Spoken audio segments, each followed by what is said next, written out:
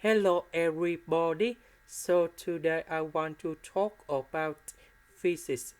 The topic today that is about resultant velocity. So now I want to show you how to answer. For example, we have the river in here, and on the river we have the boat.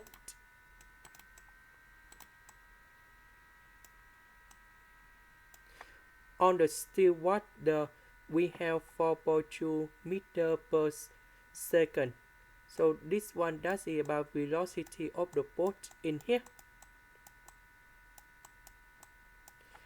However, we know that the boat they go directly across a stream. That means they go follow the stream in here, and the velocity that is about we don't know, and that is about 2.5 meter per second. Now we need to find the resultant velocity.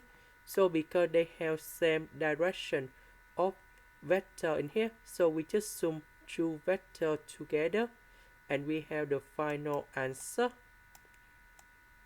This is about resultant velocity, and we have 2.5 plus 4.2, and this one we have 6.7 meter per second, and that is the final answer. This is the end. Thank you for watching.